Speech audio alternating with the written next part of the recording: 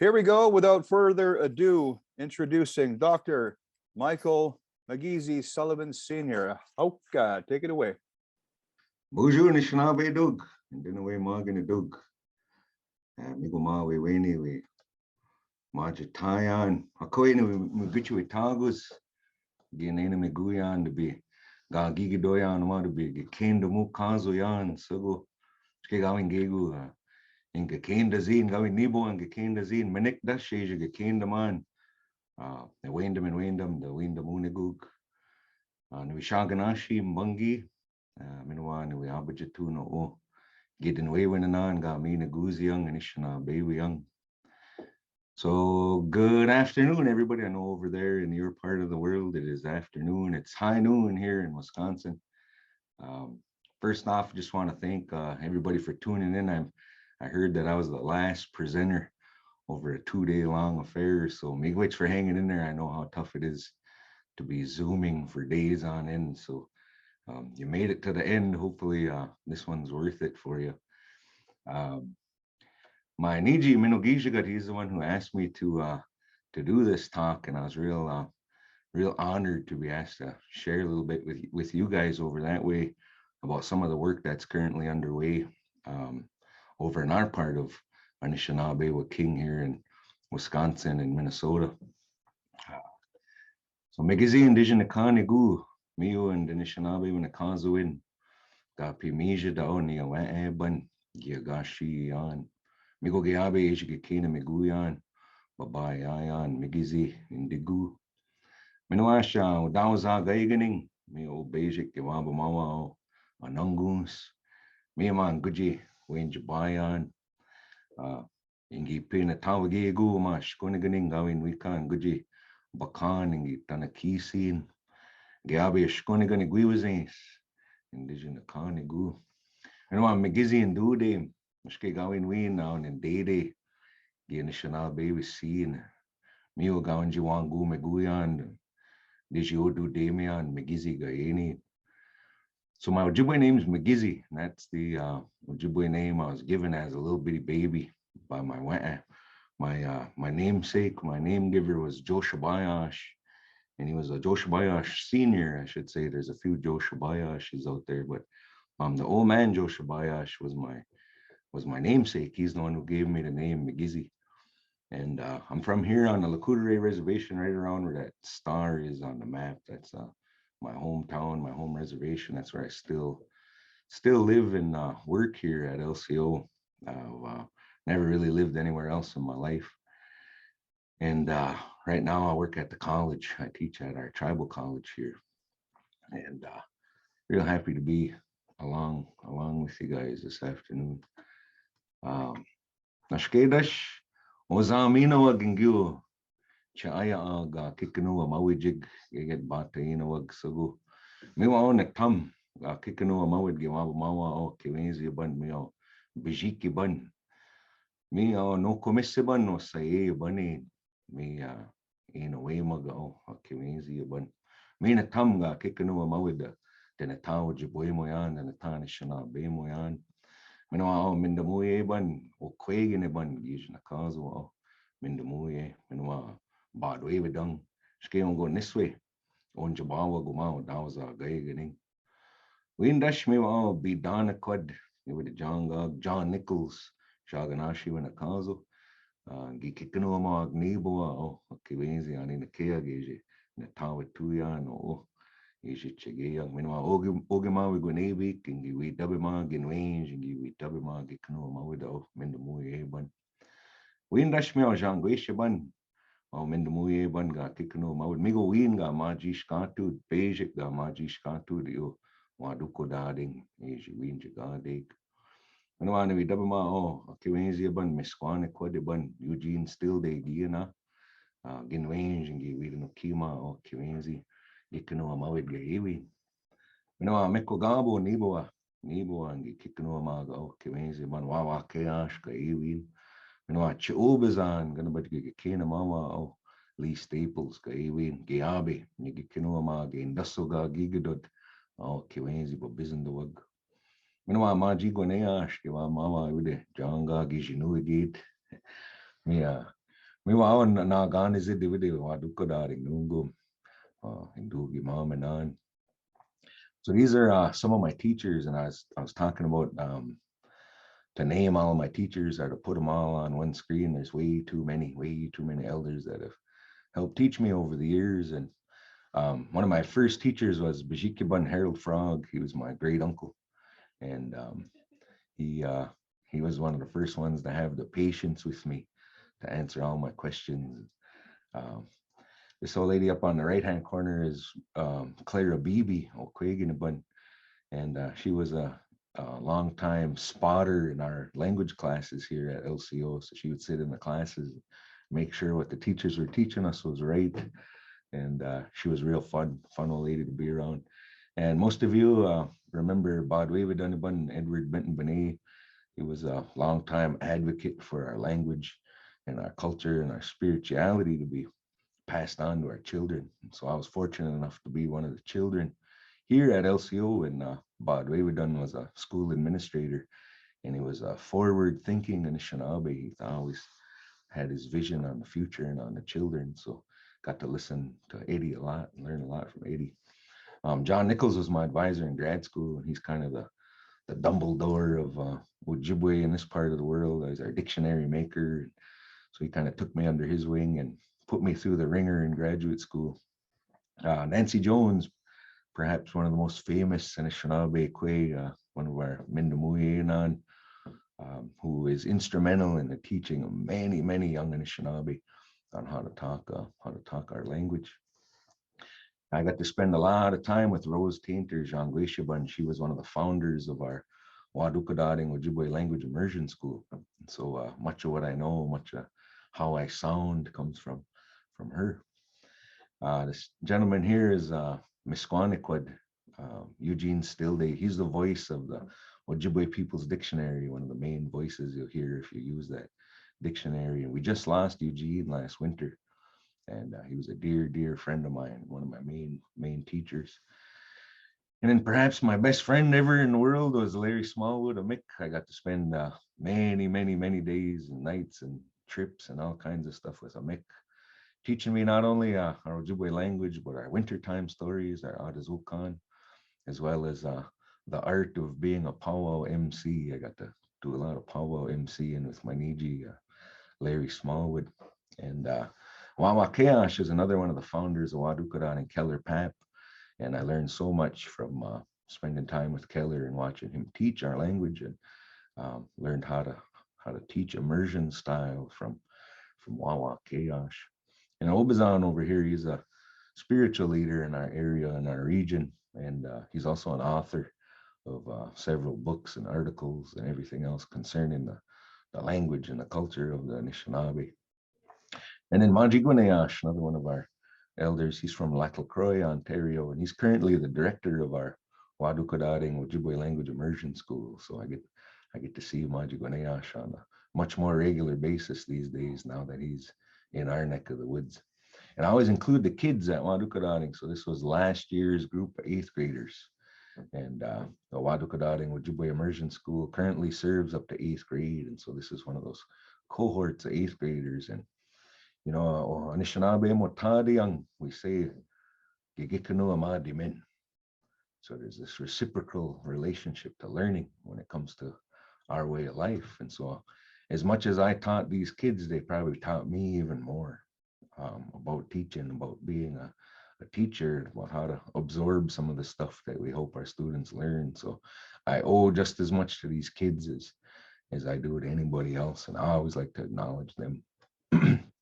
Shke Gaa-wanising kinagigwang gikindazin na shke manik ipiche Mnoyaawin ko Anishinaabewowin wa king metgo ooma midagi pabayayan gawin kinagigwang gikindazin metgo bangi gikindaman. When we talk about the Anishinaabe universe, or the Anishinaabe country, if you will, Anishinaabe wa king, we're a massive language group. And within there, you know, you'll see all different kinds of labels for different dialect groupings and such, but we're all the same. I got to spend a lot of time with some of the elders from over your way. There's an old man named Howard Kimiwan.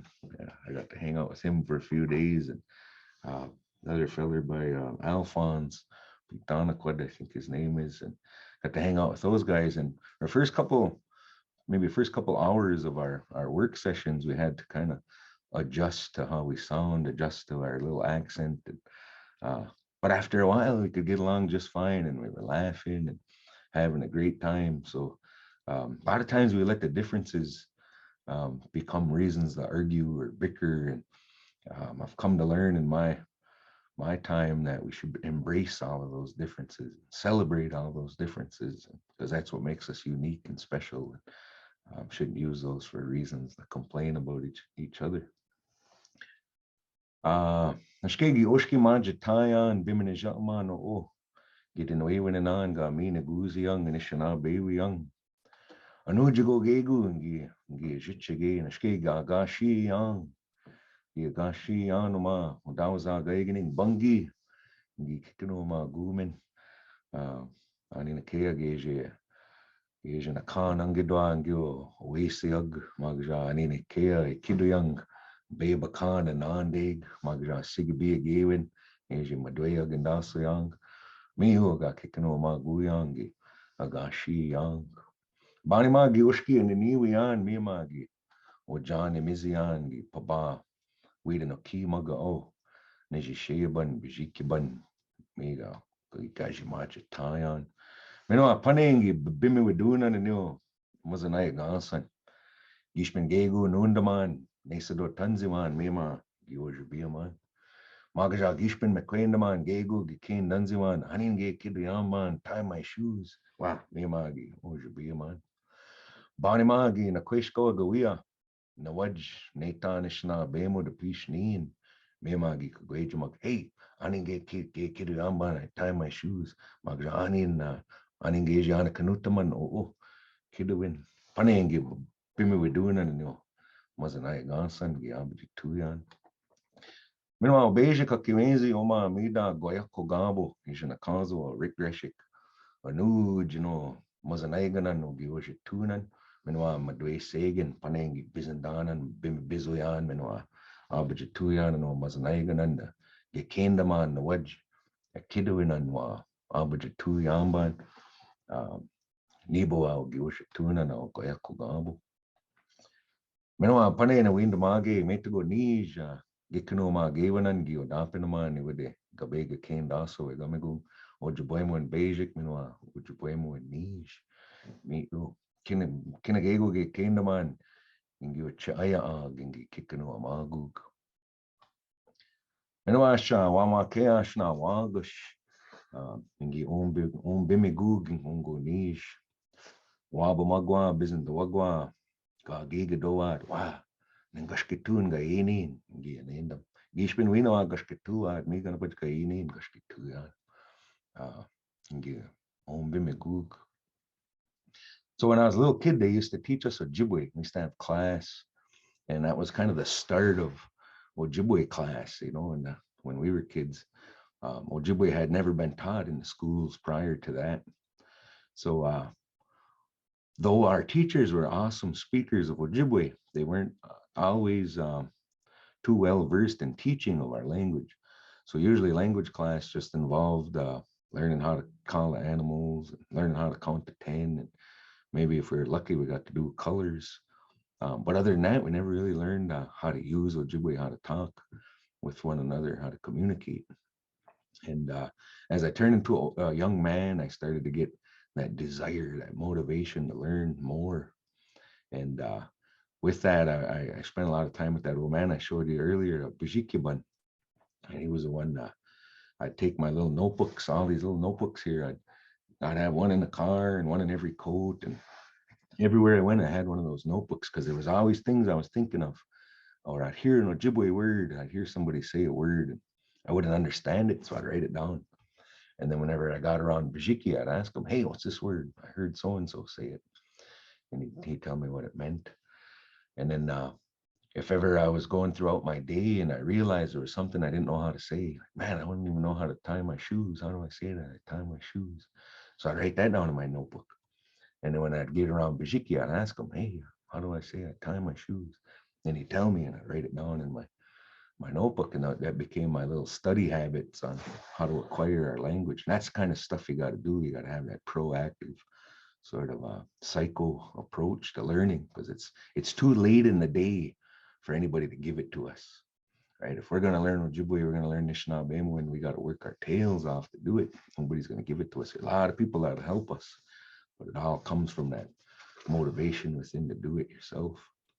And there's this old man named Rick Greshik in our area here, who created all these books back in the 90s. And one of my favorites is Traveling with Ojibwe. So you can buy this book online, still available through Birch Bark Books. But it comes with a set of CDs, and there's 6 CDs that go with this one. And so with those CDs, it's all the phrases in here. So it'll be everything from asking for directions to ordering in a restaurant, checking into a hotel. And the voice, the Ojibwe voice on this particular series is now Giizhik Kwe, the late Jim Clark. So a real awesome speaker on there to listen to. And that's what I did for years. I would try to program myself to sound like those guys. And I tell people I only took 2 Ojibwe classes ever in my life, and I tell my students, I teach Ojibwe classes now, and I tell my students that you're not going to learn how to talk Ojibwe by taking a class.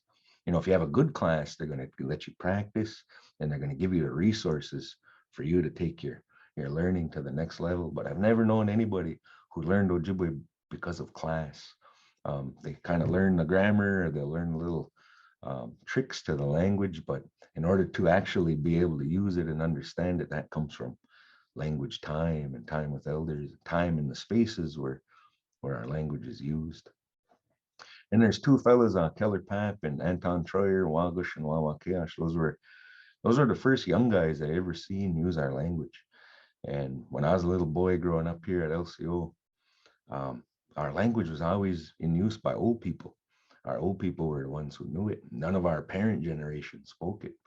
And so as little kids, we never saw any other young people with any real language ability until these guys came around. And it was like, holy man, they're young and they did it. So I know I can do it. If they could do it, I could do it too. And so that kind of uplifted me and motivated me to keep going, keep learning. Ashke Miinwaa Mida Giizhik Ojibwe Gidenwewin and Gishmandash na Wedge Giiwedanong Giant Magaja Wabanong Giant Gawin Mujag Modabaja 2C Nawa Kidwin Ojibwe and Anishinaabemowin Odijan Akada Nawa Nino in the Dashin do Ojibwe Asian Akadamang Miongo Winawa Chaya gained an Giizhik Kwe Miongo Winawa Widano Ki Magwa Minoashingi Tajikan OPD Yi pabayayan ba mawid sagwang yu chayag nabanut tawagwa miga onjiga kindaman nabajituyan kiduinan kiabi bami widuyan. And daji a same arcade or Anishinaabe is a dissuaded in Ginaza Kage ma Deweganing Magaja money do de weganing Ginaza Kawa money do de wegan bizin the wagwang yu chayag Gagi Gadoa the Pugas Amawa no Seman. Me Giizhik Kwe ga 18 the Chichigian the Dudaman in Washington Baba Biznawag Chaya Ag the Bajamawad Atazukewad Majai Waywad Windaw Soad Nujugo Gegu Giizhik Anishinaabewin Ingiaya Bizindaman Giizhik Kwe the Bungi Kwe. So in this area here, this geographical area of Anishinaabe country, this is the sort of region where most of our elders refer to our language as Ojibwe. And we say Anishinaabemowin over here too, but for us, Anishinaabemowin could be any native language, and for Ojibwe kind of pinpoints us in our little area. So we say Ojibwe. And the Ojibwe People's Dictionary was one of my big projects where I got to help John Nichols in graduate school. And through that project, I got to meet all of these elders and record all of these elders, learn many of the words that I know from those elders in that work. And with that, I belong to our ceremonial big drum society. We have a number of big drums, ceremonial Da-bi-azhegiiwemagak in this area. And most of those drums we receive from the Bkejwanong, Miinwaa, and the Dakota were the ones to present those drums to us, and those drums kind of traveled in our region. So we still have 2 of those drums here at Oreilles, and a number of those drums in our surrounding communities. So I'd go to those dances, I'd go to those ceremonies, and I'd listen to the elders, learn those talks that go with our ceremonial big drum way of life. And I'm also a member of our Mnoyaawin Lodge at the Da-bi-azhegiiwemagak community in Wisconsin. At the Round Lake community is where my family got put through the Mnoyaawin Lodge, and that's where I ended up going when my time came up. So I help out over there at Round Lake quite a bit, and got to learn a lot of our language by hanging out in those ceremonial spaces. And I try to make my ears available wherever our language is spoken. So if I know there's a storytelling going on in the area, I'll try to be there and listen. If I know of a ceremony going on, I'll try to be there and listen. That's what we have to do. We have to make the effort. I kind of got to turn Netflix off and get away from that sort of mainstream approach to our lifestyle. It's not helping with our language effort at all. So here at Da-bi-azhegiiwemagak, nashke bati ina doing and kikano madi we gomegun shke gikano mo ananigin gyo abanujia Gegaa Giizhik aya ansu jig Miinwaa banima ane Giizhik Kwe gikano mo ananigin gyo Anishinaabeg gabeg kindasu we gomegun gawin dash pane ne weed no kin de seaman an Gordonong gi kandimen me gadiang nuj digi du dandimen kishpendash we no kindi yangiban me gana baj na waj the momeno sayang bibeneja among gidin wewin and on. So here at Oreilles we have a number of educational institutions that are in our own tribal control, and the oldest here is our Oreilles Ojibwe School. It's a Bureau of Indian Education K-12 school that launched in the school year 1976 and 1977, I believe. Nope, 75, 76 was the first year that school opened, with the mission to revitalize our Anishinaabe language and our culture. And it's seen sort of varying degrees of success. I kind of explained over the years, we had language class, which was a good thing, but not always a very engaging experience. So over the course of our history here at Oreilles, we had some forward-thinking Anishinaabe people. In the school year of 1999-2000 school year, they opened the first pilot Wadukadaring Ojibwe language immersion school kindergarten program.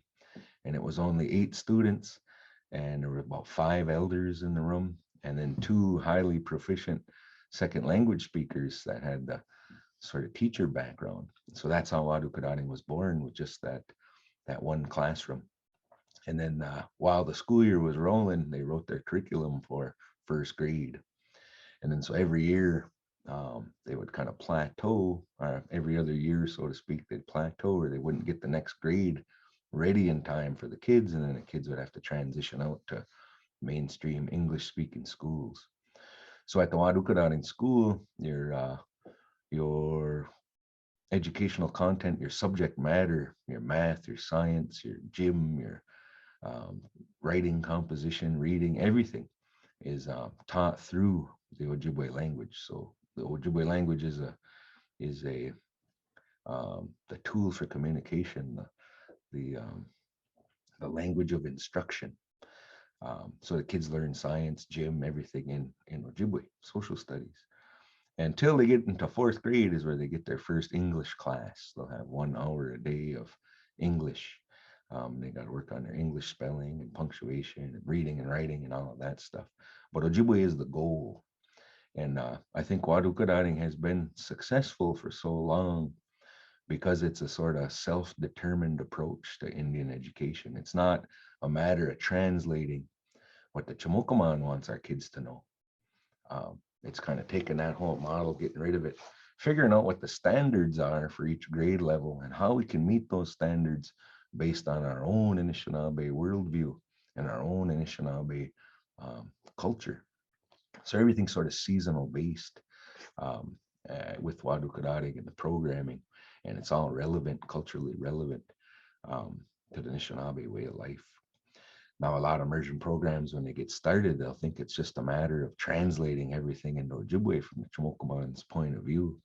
And that poses real problems in the curriculum development process. And a lot of times the curriculum that comes out of efforts like that isn't really sound Anishinaabemowin. It's kind of forcing our language into a Western sort of structure, and doesn't always work. We have a radio station here at Lakota WOJB 88.9 FM, and that broadcasts over 100,000 watts of pure Anishinaabe power over the airwaves, and we can reach places as far away as Duluth, Minnesota, which is about an hour and a half drive from the reservation here, so they can hear us in Duluth, as well as a number of our surrounding reservations here in the area. So the reason I bring all this up and talk about all these different school efforts and the radio station and the college that I'm currently teaching at is because I believe the stage is set here at LCO for real full-scale language revitalization beyond the school setting. We have all these tools at our disposal. If we think about it, and if we were to plan it carefully, we could have some really, really highly proficient young people coming out of some of these programs, coming into our college. And with the radio station here, a lot more ability to create access over the airwaves, if that's what our leadership desires. Skegi ni Jonas and Anig ni Najama oh ni Najamag on good ni Jonas sug. Skene nitumujaga niju and niju gabo. Me audition a Giizhik me Guayak Asian a Kanza down in Guzis. Gikikano Maguzi every day Wadukadaring Gegaa Shied. Banima Eko Nij watching me a piga Giizhik Gegaa-wanising get in way when an Gegaa will get Kendan and Da-bi-azhegiiwemagak every day in Dayang and the Giizhik Ganuni Diang. Gaa-wanising gonna bajoga 1 2 see now in Guzis. Neta Wichigi. Banima Giondad is it down and Guzis so Bkejwanong money do Beneshi Sagijan a Kazo money do Anishan Dijan a Kanan. Giondad is it me a pigi Mamen on Nendmowin. Gishpin we in a town Ojibwe down and Guzis Manigan in the Ojibwe toa and the Giizhik. Gaa-wanising Gishaganashimo Toasi no money dude Gegaa Shied. And which Banima Nisso Bebuna Gizit me a pigi. Ginunda with ma Albert-Tuyan Jaganashimowin. Get Neta Ojibwe Gawi no. Miinwaa Wadukadaring Gibabian and Gibabizandan Ojibwe in the Giizhik Miinwaa Chayaag na the Magug, na wajda Gekendaman, na wajda the Nisadotaman Gai. Me Gaunji Gekendaman, Gaunji Gashkituyan. So I just want to talk a little bit about our children here. My first 2 born sons, my oldest son Niju, he's a little powwow singer. He's a high school senior now. He's getting ready to go to college. And he went to our Wadukadaring school until the 7th grade. 7th grade was the highest grade at the time. He was a student there. So he went to Wadukadaring through 7th grade, and then he transitioned out into Hayward, our public school. And he's kept his Ojibwe fresh because he's got me in the house, and we use Ojibwe on a daily basis. And a lot of times I'll use Ojibwe when he got a bunch of his buddies around who don't understand, if I don't want them to know or what we're talking about. But he's getting ready to go to college and getting ready to turn 18. And so we got speakers that young here at LCO and even younger than him. My second born, Money Dude, is his nickname. And with him, I made a decision when he was born that I wasn't going to speak Ojibwe. I wasn't going to speak English to him. And I committed myself to only use Ojibwe with him as a baby. And if anybody came over that didn't speak Ojibwe or I needed to speak English, I purposely tried to hide that from him and speak English where he couldn't hear me. And he was probably about 3 years old the first time he ever heard me speak English. And or first time I ever spoke English to him. And so he's really a highly proficient kid. He's currently in 8th grade now, and he speaks pretty darn good Ojibwe. When I started volunteering at Wadukadari, I just kind of sit around and help out with the drum classes and write down words. And I was still working on my own language at the time. And that's where I really started to open up all the pathways, and my mind was to be around it, hear it in use and context, because you can study out of books or recordings, but if you're not set up in that communicative context where you need to understand the language just to get through the day, that's what's missing. That's what's missing for a lot of people. So I owe a lot to just my time at Wadukadari, being able to hear it on a daily basis and be around it and being engaged in it. Gikendamen gaunje when it too young gaunje. Gegaa Gaa-wanising o Giizhik Kwe on skill match mokamana king. Miinwaa Gimaja Tawad 1634 Gikinoomawawad Anishinaabemowin. Congress Naakmoigeng 1819 the Miinwaa Junior Miinwaa Kikinoomawajigino Anishinaabemowin. Banimagi Giizhik Kwe givide gikino madi gamegung miga tanakiwad gawin wikagi Ojibwe mosiwagi nun gimadwe Ojibwe mosiwak miga onje when it too young. So I don't think anybody needs a reminder of how we got in the shape that we're in. But what a lot of people don't realize, at least here on the state side, and everybody blames boarding schools, right? And boarding school period was actually much later. The first effort to educate Anishinaabe children here in the United States was in 1634, before the United States was even a country. There was resources allocated to mission schools to educate Anishinaabe children. So that's when you first started to see that effort. And then the Civilization Act, Civilization Fund Act was a formal legislation of Congress who allocated money mainly to religious organizations and the education of Anishinaabe children. So that was almost 60 years before the opening of the first federally funded boarding school, Carlisle, Pennsylvania. So the educational experience for our people is older than the United States itself, and it's had catastrophic effects on our language and our culture and our identity as a people.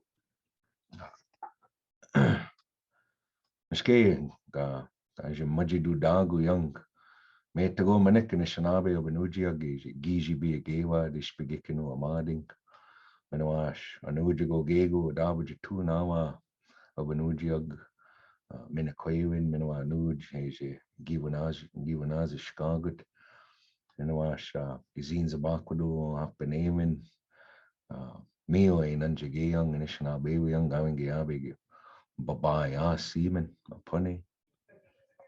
So when we look at our sort of social problems and everything else that's plaguing us in many of our communities, we lead the pack in all of these areas that we don't want to be leading the pack in. And one of those is graduation dropout rates. Only 60% of our Native kids are graduating nationally, graduating from high school. When we look at our BIE schools, like the Lakudere Ojibwe school here on the res, only about 53% of kids are graduating from those kind of schools. So we have a lot of ground to cover. And what all this tells me and activists like myself is that externally imposed system of education hasn't been a successful model for our people, and we have the proof in the pudding, so to speak. In an interview or a survey that was done with Native children here in the United States, 14.9% admitted to using alcohol or another mind-altering substance within the past 30 days, and those were kids 12 years of age and up. So we know the sort of destruction and devastation that substance abuse has caused on our people. And these days, it's hardly even alcohol. Our alcohol isn't even the big problem these days. It's the opioids and the meth and all that stuff that people are using. We lead the pack when it comes to race or ethnicity, with diabetes, rates of diabetes. And our elders say that's from getting away from our own diet and our diet that made us a real active people. So we're wild rice people and maple sugar bush people and fishing people, hunting people.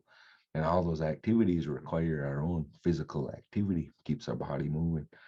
And when we get away from that, when we get our food from Walmart, and we get our food from McDonald's, and it's faster, it's easier, it's cheaper, and we don't have to move around so much to get our food there, well, then that wreaks havoc on our health, the health of our people. Miinwaa ningi Giizhik Kwe semen kina Nendmowin and Gaa-wanising Ogi Giizhik Kwe nawa no Giizhik Kwe we're Anishinaabeg Giizhik Kwe we're Bkejwanong givide Gaa-wanising Gegaa Miinwaa Giizhik Kwe Miinwaa Abanujiag Nendmowin Miinwaa Digital Da-bi-azhegiiwemagak Migizi Miinwaa Mnoyaawin Abanujiag the Miinwaa. So we weren't the first ones to come up with this idea to educate our own kids. It was in the 1970s, late 1970s, that these survival schools started to pop up, mainly in metro areas. So this one, Heart of the Earth School, was in Minneapolis, southeast Minneapolis, and it was comprised of a number of different tribal nations represented. And so a lot of times language class was offered, but you'd have a whole mixture of students going into one particular language class. So you'd have Dakota students learning Ojibwe, Ojibwe students learning Dakota. And with that, this whole notion of culture class and drum class and song and dance and all the stuff we see in our school these days was kind of born out of this original effort in the 70s. So we always like to pay homage and pay our respects to all of our forefathers, foremothers who came before us and paved the way for us to do the schools that we hope to do and the schools that you guys are planning over there in Bkejwanong. So that's kind of our self-determined pedagogical approach, where we get to decide what our kids learn. We get to decide how our kids learn and who teaches our kids. And we no longer have to rely on a chamokaman for that kind of guidance, because obviously that approach has consistently failed our people. Panay-Nagagwedjamigug, Anishinaabeg, Gaa-wanising. Oh, yeah, anindash ginawa wenji shichigig anindash wenji tu dameg aninakea ge anabaji tu adgu abanuji agnigan aninakea ge wenji junia kandamoad abanuji agnigan Ske wanishinu gingu Anishinaabe ge Nendmowin you apane na windamowag hey naske gishpen ge kenen dizoda Anishinaabe gishpen ge kendang Mnoyaawin Giizhik Kwe Wenjabad Giizhik Kwe Gamina Guzid Anishinaabewin me Geonji Bappe Goodmaniga and Giizhik Betakushkang yo Geguz and a Gadinik Meja Quetaman Gagwedjamiguyan Meja Deboy in the man. So we have a lot of naysayers out there in the world. And sadly, the majority of our naysayers when it comes to this work are oftentimes our own people. You wouldn't believe how many times I get asked, why are you doing all this? What's the point? What are these kids going to do with that? How do you expect that to help them in the future? The reason for that is because of the colonial experience and the sort of historical trauma that we've been put through. We've been cheated. We've been cheated out of our language. We've been cheated out of our way.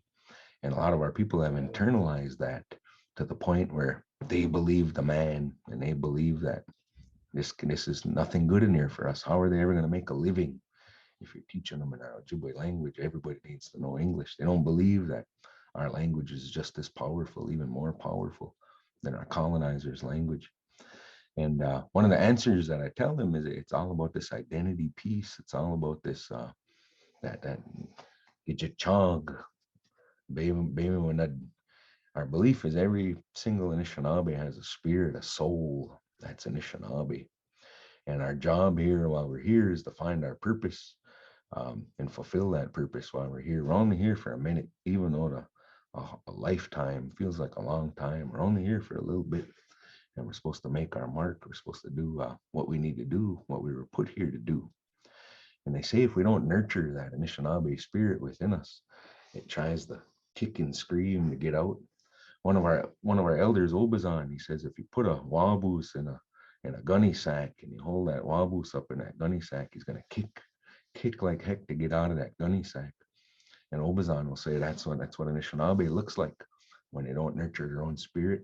We're terrible to each other. You can tell people who are spiritually bankrupt because they're miserable and they treat their people terribly. And they're always trying to tear people down. And I know everybody knows people like that because that's the damage that colonization has done to us. So as you move forward with your school and your planning over there, keep that in mind. Some of your biggest naysayers are going to be your own people. And that's hard. And that's hard to navigate. But you got to do it. And we talk about generation 1.5 in the sort of realm of language loss and language shift. And the pattern that you can consistently see here in the United States, and I assume Canada as well, is whenever you get an immigrant population that migrates to the country, the first generation that comes here, they always bring with them their home language. So locally, we have a lot of Somali immigrants that come over from Africa. So all those original immigrants that come here, they all speak their language. Now it's their kids. Their kids can understand, can speak a little bit, but it's almost gone already. By the time their grandkids roll around, nobody speaks the language anymore. They call that generation 1.5. It's halfway through that second generation where the language is gone. Well, when we compare that to our own experience as a people, my generation, we're currently either the second generation that doesn't speak our language, or we're the third, or we're the fourth, depending on how well our family kept it up. So for me, my mom didn't speak Ojibwe. My mom doesn't speak Ojibwe.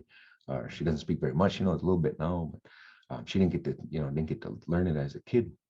And then my grandmother and her whole generation, they were all first language speakers, and some of them more than others maintained it better. So I have one great uncle, Obi, who was kind of the authority out of all my great aunts and uncles. My grandmother, my one great uncle Obi, he was the authority because he was the only one of them that wasn't sent to boarding school. So he maintained his Ojibwe much more than my grandmother and her siblings. Now, if you go beyond my grandmother, everybody spoke Ojibwe, all of our relatives from that generation. So my generation is the first in a couple of generations to bring that language back to our kids. We know that our language connects us to our past and kind of guides us into our future. And when we learn our winter stories, our Adazukan, we get connected to that period and we get connected to that relationship.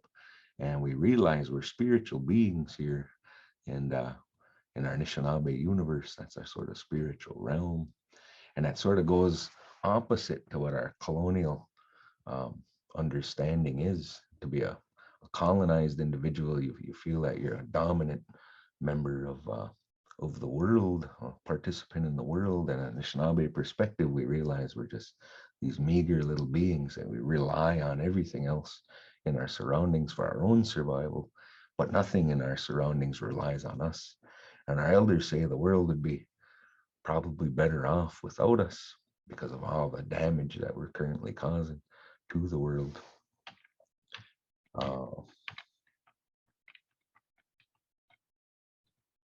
Kwe de ba buna Giizhik na Miinwaa ke Giizhik Kwe ban shke Giizhik dingi Miinwaa Anishinaabemowin Bisindamawad Migo Bkejwanong Maji Tawad Bkejwanong Anishinaabemowin.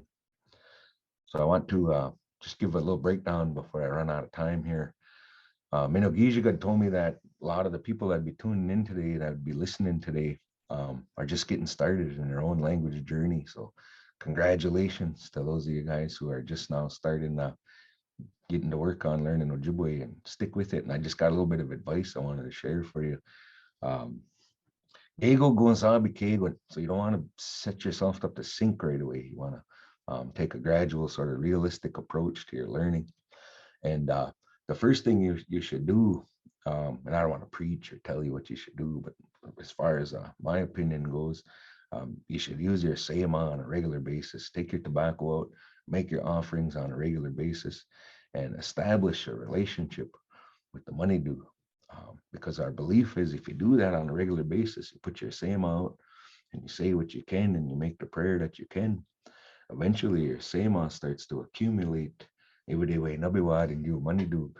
where all those spirits sit. And pretty soon they'll notice you. Pretty soon they'll pay attention to you. And it was Bkejwanong, it was Harold Frog who told me that when I first started off. You got to take your tobacco out and you got to start asking for it. Because if you ask for it, they're going to give it to you. They're going to help you. And I'll be darned if that didn't happen. As soon as I started to do that on a regular basis, holy man, it just became easier and easier to pick up words, to remember words.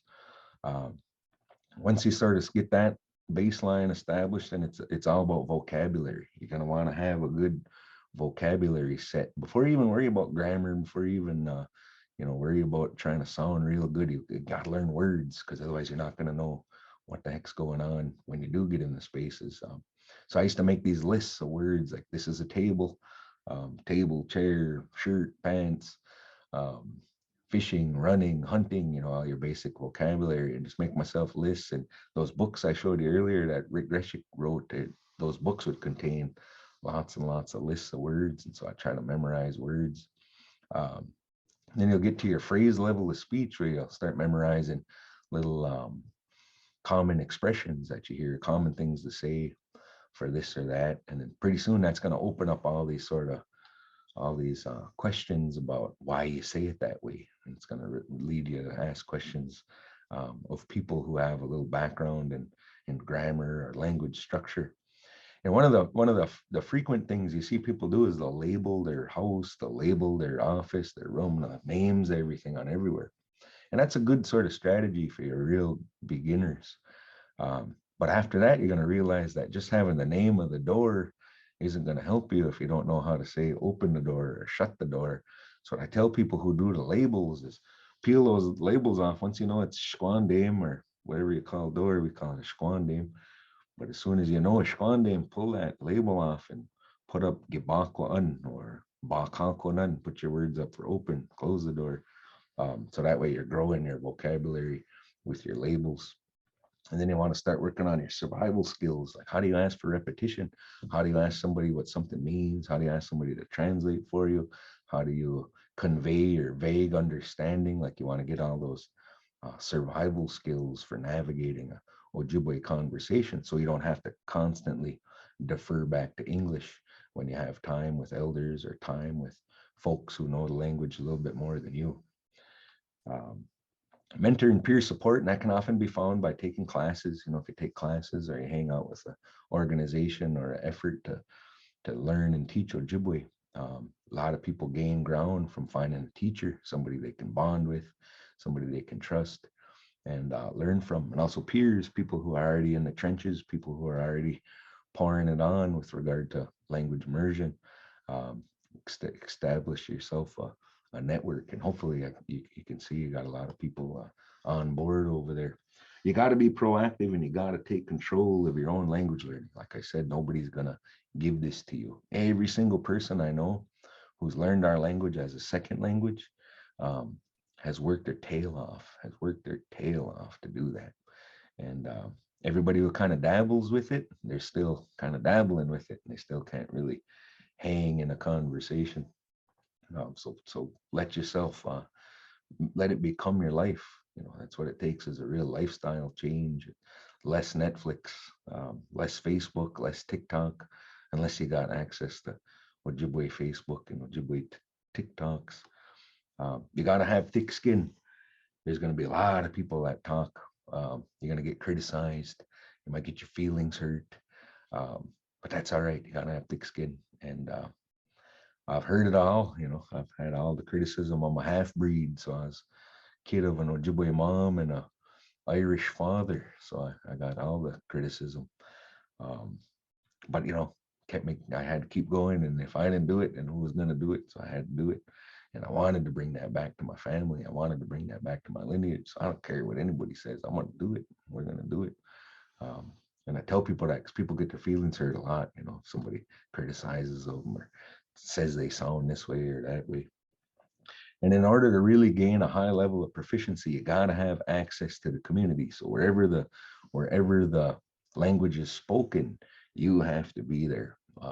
You have to be there for it, whether it's a ceremony, whether it's an immersion school, whether it's an immersion room. I tell people you can create your own demand. So you can have a space in your home, your office, your workplace where you're only going to use Ojibwe.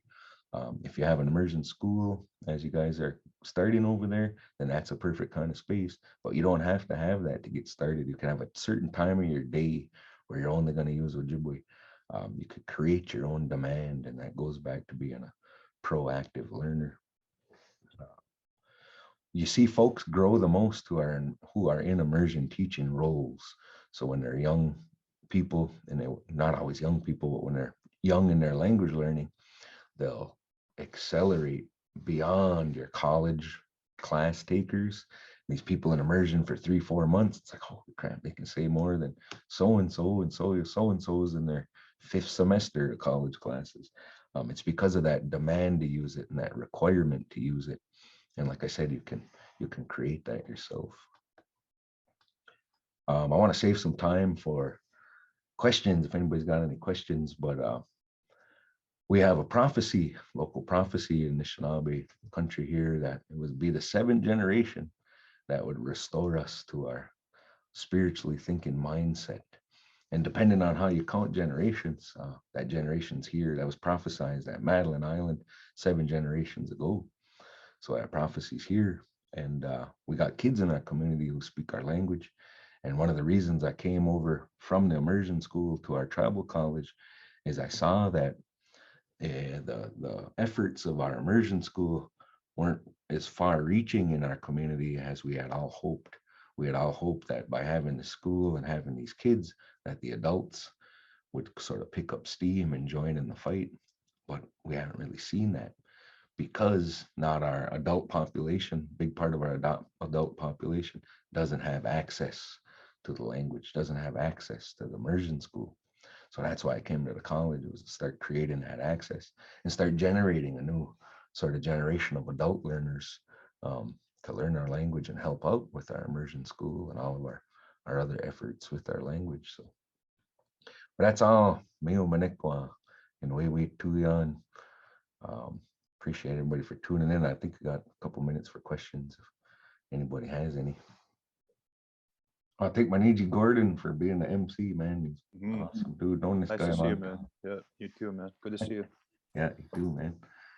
Got any questions for Mike? Lots of information to process, but I'm sure, don't be shy. You can be the first one to ask him a question here. Aloha, Once- Migizi. I'd like to say mahalo and aloha from Hawaii. Oh, what?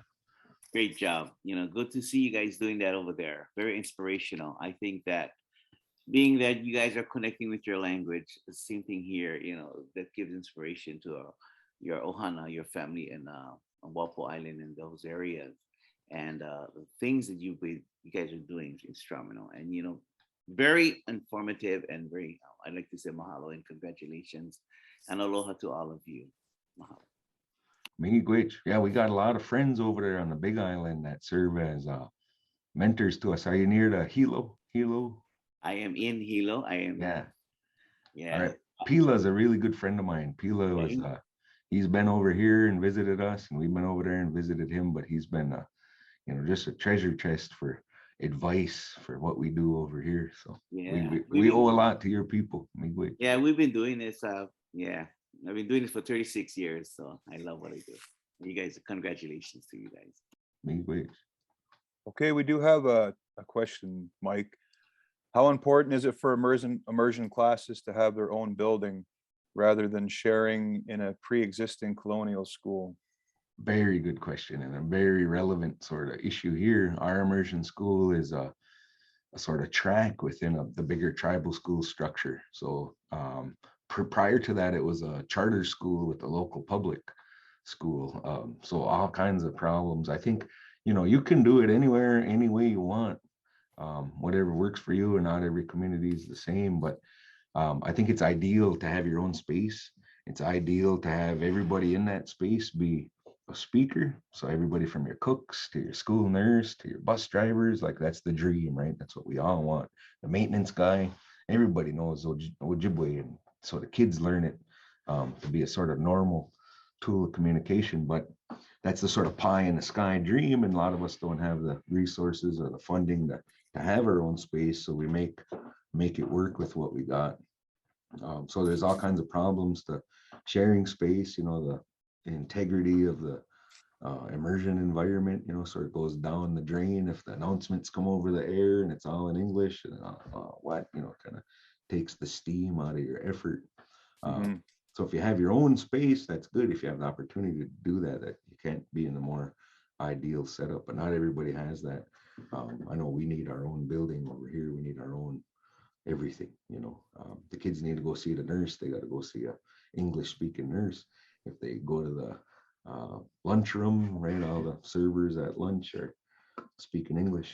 And you know, once you get into this for long enough, you know that that's a real distraction and really slows down your programming, and not everybody even gets it, you know. Right. Okay, thank you. Another one in the chat. What kind of plans do you have with working or getting parents involved? Very good. Yeah, so we had all kinds of efforts over the years where we would put on camps, we put on family language night, and so the family language night was a hit all the time in the fall. So the school would provide the meal, so it would be set up for like 6 o'clock to 8 o'clock or something, and you could bring all your kids and have a big meal with all the elders and all the teachers, and then it'd break up into different groups. So you'd have a beginner group would be facilitated by someone, and then a sort of intermediate group, and then an advanced group with the elders. And the school even went as far as to provide childcare, so you didn't have an excuse, right? You could bring all your kids, and then the kids would have immersion programming. So we'd have somebody on staff keep after the kids and play games and teach kids songs, and so the kids would actually have access to learning at the same time. And what we saw, at least, was you'd have a great turnout in the fall. So as school started and everybody's getting back in the rhythm, holy man, we'd have 60 people at family language night. And then you start getting towards Christmas, and then sports and everything else come up, and it's kind of dwindled down, you know. And by the time springtime rolled around, it'd just be staff sitting around waiting for people to come. There are some programs that require X amount of hours for parents to chip in, right?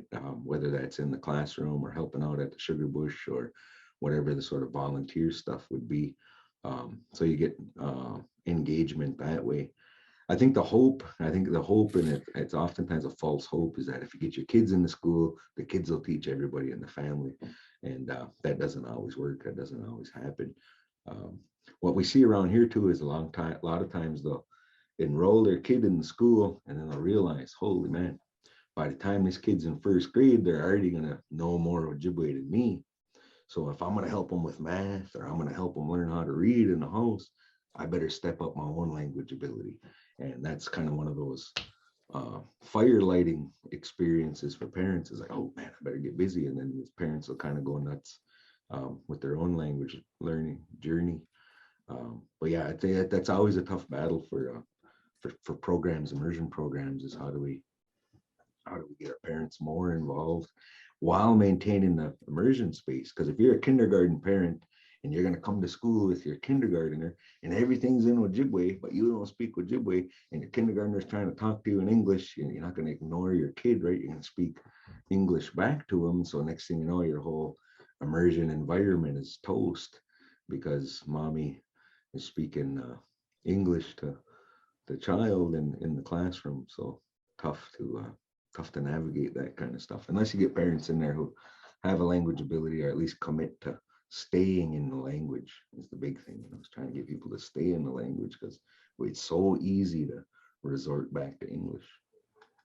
All right. Okay, one final last question. How would I introduce my mom, father, or my parents? I guess that's just a question of how to use the language there. Over here we say, me and going to get the Zimag, or me and going to get the Zimag. We say for my parents.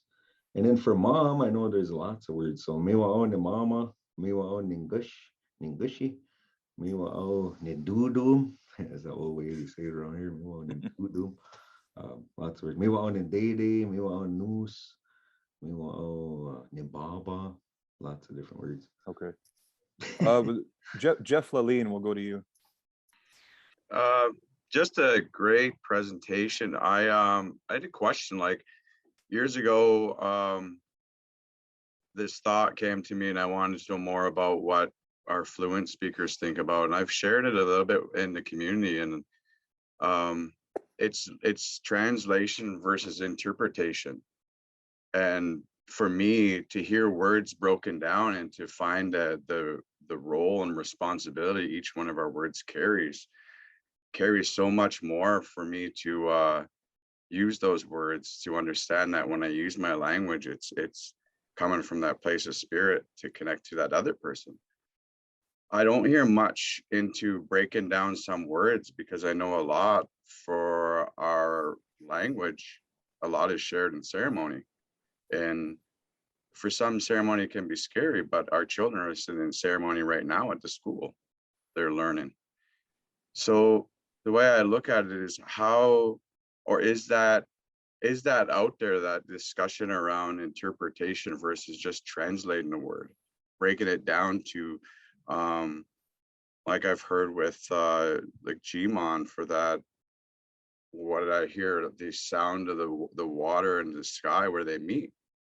Like, to think of language in words that carry so much more to it means a lot more than just using boat. You know what I mean? Yeah. And that to me is something that I wanted to hear more about, you know, and you hear it in ceremonies, but to hear it within teaching within our little ones even. My little guys, like in grade 1, and I'll ask them, what does that mean? Just to get him to think, just to get him to kind of connect to, what did I learn? Because he's awakening up a lot of language that we've learned when we were little in daycare or school, and then we had to go a French route or whatever was going on.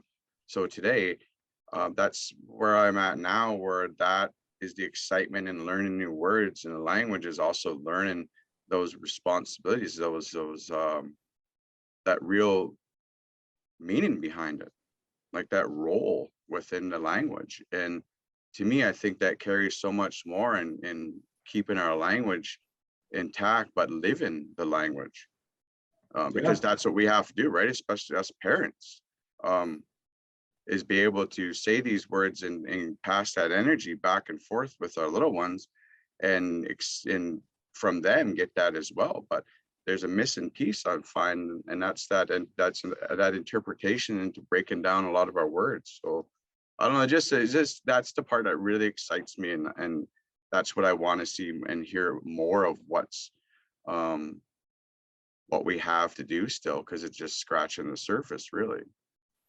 Yeah, we do. So when they get to 6th grade in Wadukadari, they have a Ojibwe language arts class, and they do a lot of morphology, a lot of the word piece breakdown, and then the kids can relate words that they already know to different pieces, right? So if an example is like "bida samose," somebody walking this way, so that piece "bead" means this way, "bidanakud," "bijibatu," then sometimes it's "beej." Bizika, sometimes it's Z, you know, so sometimes there's all these little tricks to it, right? And for somebody to really do a good job at that, they need some training, because a lot of times you'll get folk etymologies. You'll get etymologies created that don't really hold up to the sort of linguistic standards. They're way more interesting, they're way more fun, but a lot of times they don't hold water to the breakdown of what it actually is. So yeah, we do a lot of that with the kids. But the great part about immersion, Niji, is the further you go, the less English even matters. So as you're going with this thing, you're not even going to worry about how to translate it, because that's secondary, right? Make somebody pay you to translate it, right? Somebody comes to your school, they need a translator. Heck yeah, there's a hired gun right there to do the translation. But when you're working with the kids and when you're working with real immersion, English doesn't matter. You know, English doesn't matter at all. And your whole day will be in the language. Your work, your books, everything will be in the language. So you can leave English out. And that's the whole idea. That's the whole plan. We kind of got into this mess with English. So. Okay, thank you very much. One final question, because this young lady was in in the chat for a while, so we'll take one last question. She says, does your school have kids from outside your community? How does that work? What are the ups and downs? Yep. So we've had families like up and move and relocate and move here just for the opportunity for their kids to go to school. And then we have a couple neighboring reservations that send a bus. So there's Bad River Band is only about an hour north of us, and they got a little van that drives their kids down every day so they can attend the school. So that's an hour-long line or hour-long bus ride. And you know, that's got to be tough for those parents. That's got to be tough for those kids to send their little kindergartners, little 5-year-olds, hour trip one way, you know. But I think it works for the most part. A lot of times the gathering stuff, the racing trips and the sugar bush and all that will require so much time outside of school hours. So then it really falls on parents to do the transporting back and forth. But I think it works from what I can tell. I wish we had schools like ours all over so people wouldn't have to move or wouldn't have to, you know, uproot themselves and their families. But yeah, you see people move here from far and wide to get their kids in school. All right. From the organizers, I can't really see who's got their hand raised, but people are saying in the chat that there's a couple more questions. So we'll go to Elder Mona. Mona, if you want to ask your question. And then Aaliyah Stonefish is probably the last one. Miigwech Migizi Giibi Mompi. Opshkona wish and them be Giiba Go Gegu Dananzi me Nishnaabe. Miigwete il Nishnaabe pedagogy da Objectuna. Go Gegu Dananzi. Ich bin would Anigonsid would Ottawa, Washington DC, Ekedwad. Migo Gimingo me manda Mnoyaawin. Midosh Ansagish got Mompi. Do Objectuna Anishinaabemowin. Goi enda with a Bkejwanong with a Udanong do enda. Gil Benujiak Miinwaa nu shansug. Chinu shansug ye Anishinaabemowin. Nin Miinwaa Zigzasan Miinwaa Wapaman Gitun Anishinaabemowin Mompi. Gani Gisha with a school go. With a residential school as in Kodak, but go gago ginan zin garshuab zion with a gay abadush koza menongwa nij nishnabag kinagonama p nishnabag king skauze go gago dananzi me opchukuna wish and them gibiayan mampi chimigwech nikangada mia. Oh, me great. Good day, boy. Okay, go gago we could see Aliyah. Giizhik Kwe walk it. Naha, miigwech. Midash bashik no shan mompin mudbe gawish kitu sin we gig that. But kinagona gag would do sit them. And chimigwech. Mike, if you just want to elaborate, what was she saying there?